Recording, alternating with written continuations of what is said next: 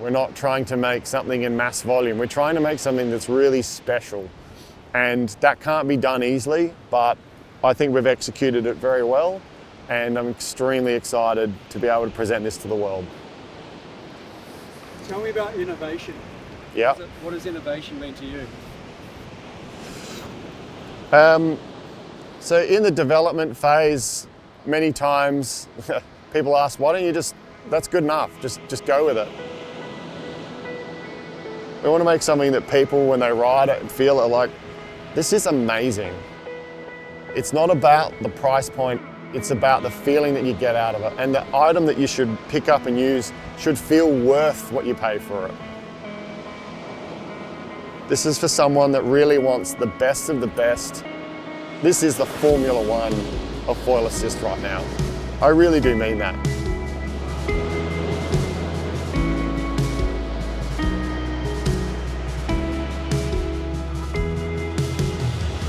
Some smart men used to say, to increase performance, add lightness. So that's what we've done.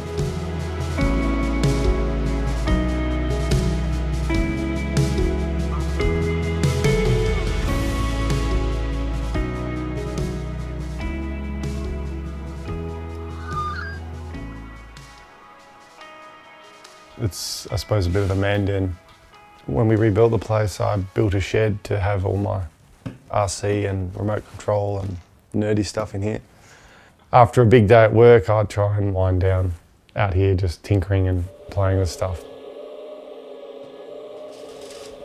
Everything that you could do RC, I've sort of been into it, but model helicopters got me into flying real helicopters. The real helicopters weirdly got me thinking about how it was just such an inefficient way to put a camera in the sky. I'm trivialising 15 years of what we ended up doing, but I was like, why don't we just put just the camera in the sky? When we bought the first drones back into Australia, Customs didn't know what they were, and we imported them into the country as a plastic toy. It was kind of funny, but they were extremely expensive. German engineered drones that we hand carried back through Customs. I don't know where Caitlin is. To the Bat Cave, where all the tinkering happens. It's such a small area now compared to the workshop at work, but I used to build heaps and heaps of little foam. Oh, it's a bit stuck in there. Heaps and heaps of little foam aeroplanes with small little servos and motors and all that kind of stuff. And just as a kid in like primary school, I was just making random stuff, trying to get it to fly. There's another one up there with the flame on it. That was one I built when I was probably 13 or 14, I guess, hence the flames. Same with the blue one in the back there. That was like a jet that I built when I was probably 15 or 16 years old, just fully from pieces of flat foam. You know, I was like 5 years old flying with Dad, and I'm like tiny hanging off his leg and then sitting on his lap with my fingers on the sticks. Flying and the object flying around the air has just always been something that just happens. It's fun trying to work out where is the center of lift, where is the center of gravity. If we make some deflection here, that's actually going to push the nose down rather than intuitively we think it'd be up. So that's still the fun challenges we have that me and my friends in our downtime still play around with. We were flying model aeroplanes. They weren't this big back then, but they were basically the same concept, turbine engines and all the electronics. So the only people that really go to these events are basically nerds. So I met Ben in person for the first time at one of these jet events, but he was super young. I think he was 18 or something back then. And he had this little drone that he'd made himself and he was flying it around, and I was like, respect, like he's put that thing together, he's flown it, it actually works. He kept pestering me for ages to come work for me at APS, and eventually Ian came and joined. On day one, he just threw me the controller for a $250,000 German drone. As an 18-year-old kid, you're like, all right, don't stuff this out. This is the moment to shine. Paul's always trying to find the absolute edge of performance with everything he does, and even in his downtime he'd be talking about electrifying surfboards or building electric bikes, and there was always an element of what else can we do with these things? How can we make them better? Constant tinkering and pursuit for high performance. Check that out, Roy. My father-in-law's brother had a foil, and we were out in my boat, and he's like, I could surf that wake, can I have a go? I was like, sure. So he jumped off and he foiled behind the boat and got on the wake, and I was like, I want to do that. So then I had a go, and I managed to get up and foil around. That is really quite amazing, isn't it? Ben and I went away in the middle of nowhere in Australia, super dusty. We were doing drone inspections. I was flying a drone with virtual reality headsets inside a massive gas turbine powered generator station. If I showed you the footage, you'd say that's CGI. There's no way. I'd just been foiling and thinking more and more about it. I was like, oh, it really needs a motor. That's where it all kicked off. Was technically, I actually started doing the first drawings for what turned out to be the original assist. Mast clamp, motor, printed prop, super dodgy, quick wiring on the mast. Did that at the beach, kind of interesting. Right, very simple box on top. The foil assist category didn't exist. You Google it, there was nothing. There wasn't a thing to look at. So all I was looking at was e-foils. I made the e-foil thinking it would be cool, used it a bit, rode it in the waves a handful of times, and that was just when I was like, nah. It sucks that this motor's always down the bottom. It's draggy and it just doesn't feel right. I think I've actually got to make the complete opposite, which is the smallest, lightest, most energy dense, most nimble thing I possibly can.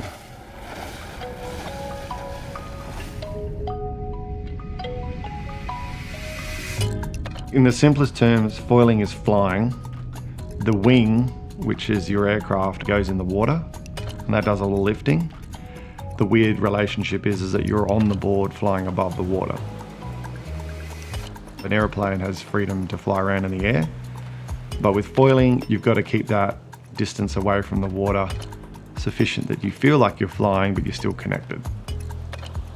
The problem with foiling is getting enough speed to create enough lift that the wing will lift you out of the water. That's the tricky bit.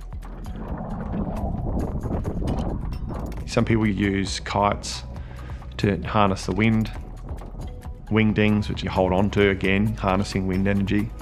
You could have really long boards with a paddle, and you would have to paddle really intensely to create thrust to, again, get enough forward speed to get lift to get on foil. There also was a fourth, which was prone foiling, which is using your arms, paddling as hard as you can and trying to catch a wave that's just about to break. Foiling was really quite a physically intensive sport, but I had no interest in doing it that way. You know, I wasn't an elite surfer, I was just an average surfer, and the conditions where we live locally can be a little tricky. So I set about developing electric surfboard prototypes, and I surfed them for years, and they worked really well. But I learned through that process that there was a very, very close relationship between making something that's electric or hybrid and not destroying the original feel, because the surfboard is always in contact with the water. When I learned to foil, it was very, very clear to me that this is one of those Goldilocks moments where I could actually have my cake and eat it too. I can have the motor and make it adjustable, have the interaction of power, but then get rid of it and have purest feeling of foiling. That's kind of like an unusual scenario where you can get the best of both and not really pay the price in some other area. What have you got there? This is technically the first foil drive. It's double-sided taped in, of course. But yeah, that was classic. That's an aluminium box with an aluminium heatsink with a speed controller mounted into it. And some 3D printed parts. That actually sat like that. And that was the first ever pod. This is before it was called four-wheel drive. PMD stands for Paul Martin Designs. And obviously that wasn't catchy enough, so we came up with something else. But yeah, this would still function. Oh, that's a bit stiff. It's a bit, those propeller bolts are a bit rusty. It's classic.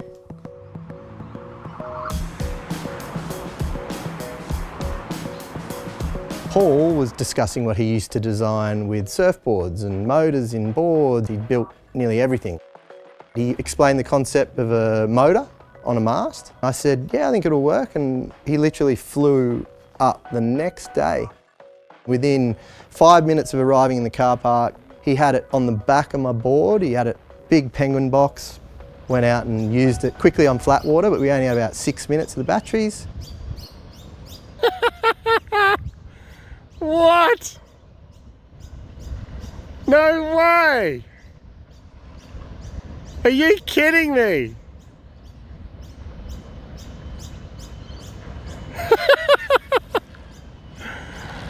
Yeah! There was like instant validation. It was like, wow, this is a thing. Now I've got to actually make a decision. Am I going to quit my job and go and make it?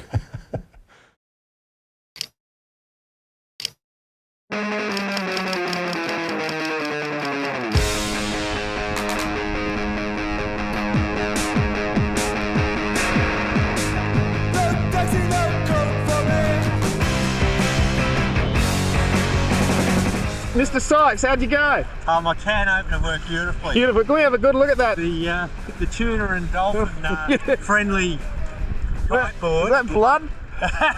We saw a video that Laird Hamilton put out, big wave riding, and right at the end there was a section on foiling, and I'd never heard of it. So we got an old kiteboard. It was a Cabrine, I remember it clearly, because I put flames on it, I thought it'd go faster. And we had to get bindings and snow boots to go on it. And of course, it's all made from this billet aluminium, and it weighs a ton. The front wings were so small. You had to generate some speed and momentum, otherwise you were not getting it up. So there's no way you would even contemplate trying to paddle it, or no, there was absolutely no way. But that's why we thought with that technology, we're not going to be able to do much with it. The advent of carbon fibre changed a lot of things. We saw the potential for riding waves. We were doing that. That was great fun. But I've had a shoulder injury, I've got a low back injury, and I was just having trouble with trying to do the stand-up with a paddle. My mate Travis came down the beach with this thing that just fitted on the back of the board with this motor and a battery, and I'm looking, it's like, this is my lunchbox, but it's got a battery in there. Okay, this is it. You know, I'm like, far out, man. This is going to change things. I hunted down Paul, and I'm going, I don't know what you've just built, but this thing's insane. I've got to have one. Having Sykesy show significant interest in what I'd created kicked it off. I was like, well, if he wants one, maybe there's a few more that do. Yeah, Benny's only 62 kilos. Yeah, he gets up out of anything. He makes it look easy. For me, this is the crossover of all the interests and all the passions and all the things that I wanted to get involved in. So when Paul pitched it to me and said, do you want to do this? I was like, yeah, let's go. And then as we got busier and busier trying to bring this thing to life, we realised it's going to be very hard to find more Pauls and Bens and people that have those sort of crossovers of interests. And we called the hobby shop one day looking for some very specific components. The kid on the phone sort of asked us, what are you doing? This is very specific. And we said it was for foiling, and he's like, no way I foil. Jamie jumped on board really early on, and there it was. There was our unicorn. Yeah, boy.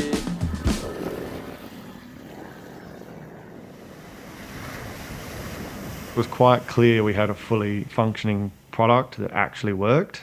and it ticked all the boxes in the water, but that was just one step. There was a lot of other things that needed to fall into place and be created to take it to the next level. Yeah, show. No, turn around so I can see properly. Stay still. Surf, flat water, downwind, wing, foil. Nice. A lot of people know Ben and Paul, but a lot of people wouldn't have seen me, especially those early days making the artwork and anything that's got foil drive branding on it, anything that's our colour. That's come via my desk at some point in time.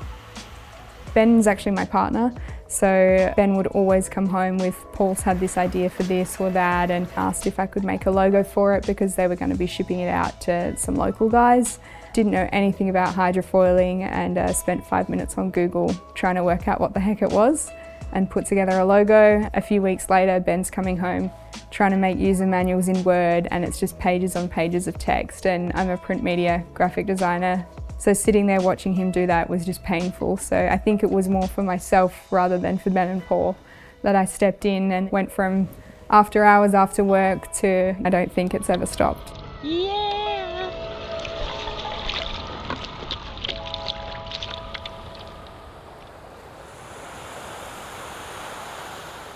So I grew up surfing and won a few board riders, but kind of only really got like the international scene for ocean sports when I got into the sup surfing. And I got into sup surfing because the local beaches here are crowded and the waves aren't always that good. So from the sup surfing, I went to the 14-foot race boards, and the paddle helps you manage that big board. Likewise, when you're downwinding on these big, long, unlimited boards, you actually step back and you're on the tail and you're surfing. So it's that's cool. I was coaching SUP and a lot of guys had started to wanting to learn to foil. So I took that opportunity to just transition from SUP coaching to foil coaching because I did it. It was really hard to teach. In the early days, you weren't paddling up in the flat water. You needed a boat or an e-foil to be teaching otherwise. Like I wasn't investing to buy a boat or an e-foil to sort of start teaching that way. It's a lot of money. But Ben called, so we got this electric foil thing we'd like you to try out. I was like, perfect timing, because I was literally just looking at e-foils. Foil drive was better than an e-foil because e-foil you teach and then you got to transition them onto another board that they don't have no idea about. So same foil, same board, how good?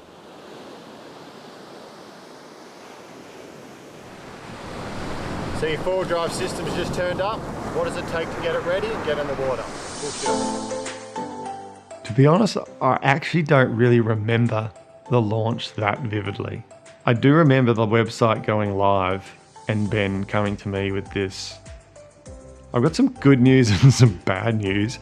The good news is we just had our first sale like really quickly, but he's in Oman. I've checked it out. We can't actually ship to Oman. So Ben had to run around and organise some super special air cargo freight, and we spent like $1,500 additional to get it specially air freighted in for our customer.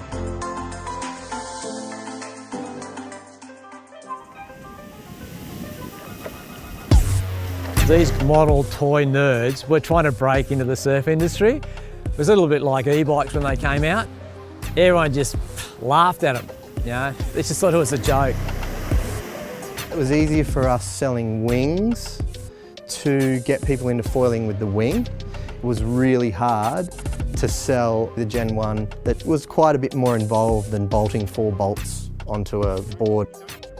A lot of setup was my initial reaction. This is the first one they sent me, and the reason I know it's one of the first ones is because I got extra bits of Velcro on because it kept falling off for me. So they said, oh, maybe try some more Velcro. Got a little bit of water in it and I left it upside down and it just fried the battery a little bit. It really did look like a prototype, and so the word on the street was, or on the water was, let's just wait and see what comes next. These guys, they sell a lot of product to a lot of people. It's got to be clean and simple. But you know what? It didn't matter.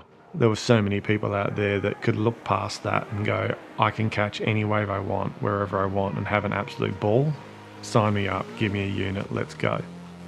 Before we knew it, there was thousands of these things going out.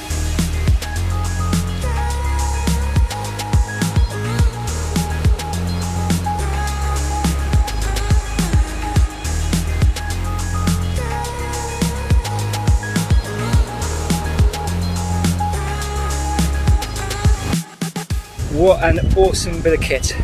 It's let me have an awesome session when normally I wouldn't be able to do anything.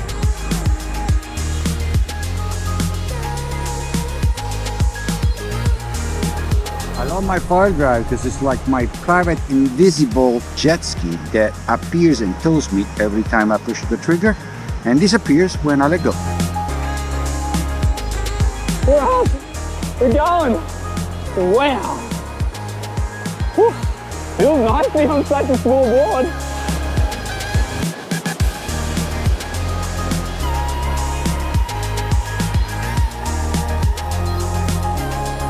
Just absolutely loving it. Thank you guys so much for producing this. I've dreamed of it for years.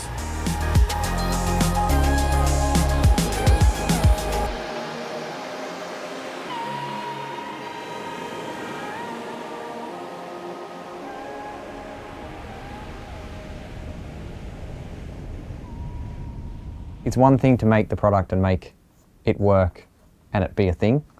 It's another thing to make lots of them. It's another thing to put it in a cardboard box and send it to the other side of the planet. Because it's a relatively complex thing that we're getting put in a box. All these are getting built. Jamie's working hard in the den as always.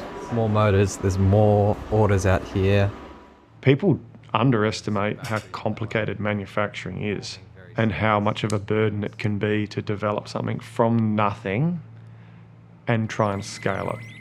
102 materials to get an Assist Plus at the door for dispatch. Okay. That's including packaging and... Oh, okay. Vast majority of stuff for an Assist Plus comes into our facility as raw components. The vast majority of it is built here. It's not just like we're assembling stuff. It's like we are the manufacturer for most of this stuff. Yeah. It's a lot of work. That's a lot of fucking fun. There's all these scaling problems coming with Gen 1 that's just absolutely going nuts.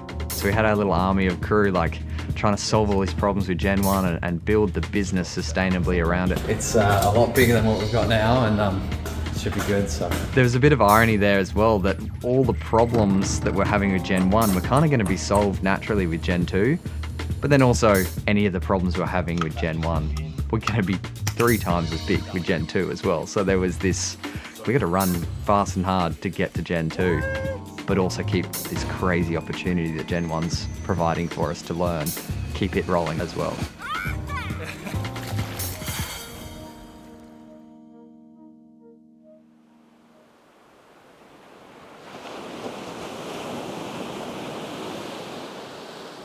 Oh, looks good out there. I reckon we'll make something out of that. What are we doing here? We are going to go prone downwinding on really small boards, on really fun wings, and turn the ocean into a bit of a skate park, I reckon.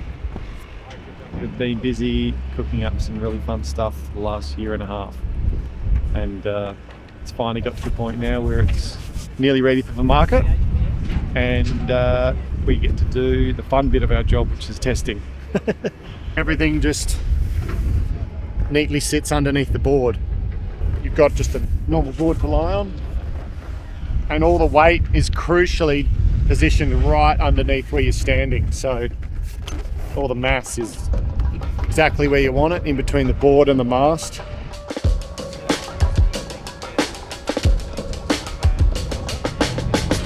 The release date was, there wasn't a release date, it was when it's ready, and they made that really clear, so they were smart about that. Paul was almost too cautious, I think a few people said, but I don't think you can be, because you can destroy yourself by releasing a bad product. There were so many quick and easy dirty routes we could have gone down to try and speed things up, but I didn't want to do that. If every time you do that you compromise and you make it worse, it's like, why not just try and make it the best you can? So 1201, 1121, 1051, 1001, 951. Incredibly, with that board there, which is 55 litres, I can get up and fall on all of them. Even the 951 on flat water, almost effortless. It's just crazy, it really is. The power of the Pro Max is just everything a boy could use. Look at the event site, like honestly, look at the state of it. Alright, we're getting set up, day one, AWSI. We got Paul Cooper in the tent already. Guys are all getting set up. Getting the boards going. Got no limits, starboard. Well, AWSI is like the sort of biggest foiling event in the world, I believe. And in 2023, we had some working Gen 2 samples with us, super hush-hush, but we just weren't quite ready with some of the manuals and paperwork side of things and some of the more boring, trivial stuff that needs to be in place. So the main guys are all out the front in their big tents and we're in this smaller tent out the back. But we showed a few dealers early on and they were stoked. We flew back to Australia and it was like, let's shove this into overdrive, full afterburner mode, let's get Gen 2 out because now's the time. Alright, so we've built up, can't wait to show you.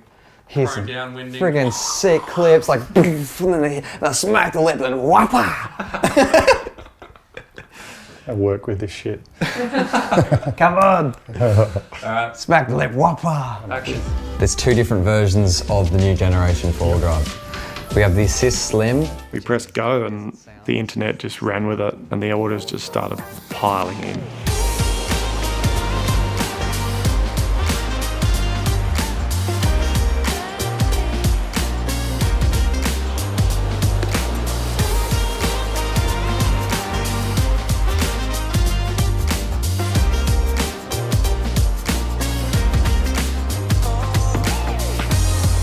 Four-wheel drive has turned my world upside down.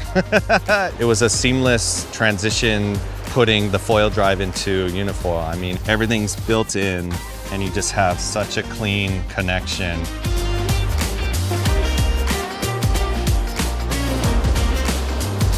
Foil drive allows us to get away from the lineup. You're either way out the back or at a spot that you can't even chip into. You can kind of go forever. Living in Portugal, we have huge swell, and with the foil drive, I'm able just to get into it without the jet ski, and it's this feeling of freedom and spending so much time on the water. It's been really cool being a part of foil drive right from the start, seeing the team grow from 4 people in the back of a shed working after hours at night time to the team that we have today.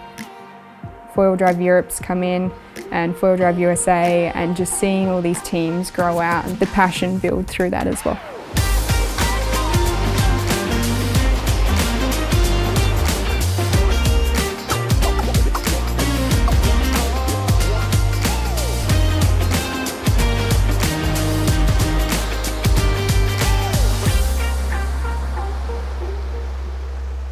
A lot of those dealers that were sort of sitting on the fence with Gen 1 came out of the woodwork and were ready to rock and roll. We pretty much always have a foil drive or 2 in stock, or 3. Fantastic, because Australian company and easy to deal with. We get guys into foiling straight away. Guys are buying multiple front wings all the time because they get better and better and better and drop down smaller wings. No, 100% they did the right thing. Just the excitement, you can just hear it, feel it building on social media around the world, you know. So they've got a completely unique product and they've literally invented a market segment within a market. When I got a Gen 2, I thought I'd be putting it on my 8-footer and paddling with it. And as soon as I jumped on it, I threw the paddle away and jumped down to 5.5 because it's like going back to my surfing days. A year ago, I was making maybe 2 downwind boards a week, and now it's totally done 360, and I don't make many boards over 5.5 at the moment. Foil driving is another discipline, and it's some people will just use it to learn, and other people will just taking it to it's like the highest performance level that you can take it. Sometimes it's higher performance than without it.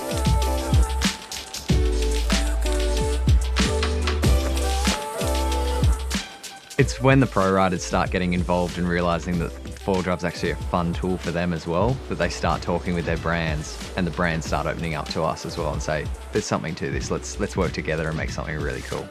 It's a really unusual scenario to have where you can genuinely work with a lot of brands with no conflict. It's really cool. It's very conducive to lots of cool, fun discussions, and we can go to an AWSI and be a part of the scene now. Mate, next 3 days is going to be a lot of talking. We're releasing 6 different integrated masts this week. Everybody's stoked to be working with us at the same time, which is excellent. So epic. Yeah, I loved it. I am going to be using this a lot. With this, you know, you got all the takeoff power that you need, which opens up a whole new window to use these wings that are so efficient in less marginal conditions. So I think that's a big gain there.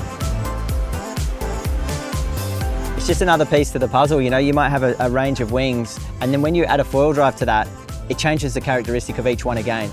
Foil drive is the multiplier. Axis has all these wings, you put foil drive in and now you've multiplied it again. It's insane.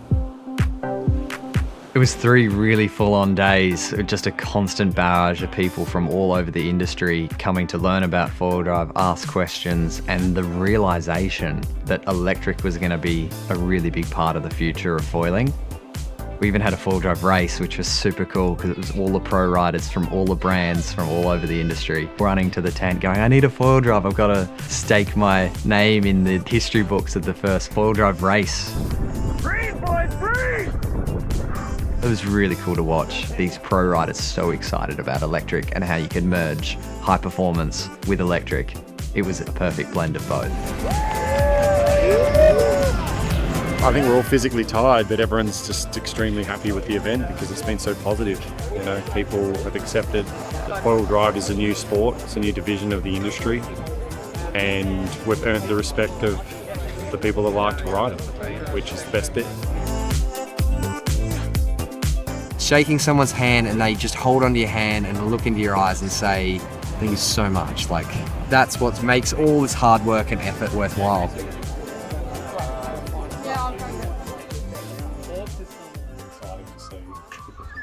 You know, bit of an update. Sorry, I look a bit daggy, but just hanging out with Mum today. Turn around. Hello. She's my filmer today. When you're starting something, you've got to work 10, 12 hours a day. There's no other way. Contact time when you've got young kids, it's an impossible balance, you know. The kids would try and come in and see what the hell Dad's up to, and I'm always on the phone or having a meeting or doing something, but it's not easy. It takes it out of you, but it's a worthy thing, I think. That's quite a surreal moment to watch total random strangers just having an absolute ball on something that you've created. And they'll foil over to you and, hey Paul, how you going? They talk to you and they tell you their story about how they came across it and how much fun they're having with it. That's really cool. For now, it's constantly working on the next thing. So what is next? What's next?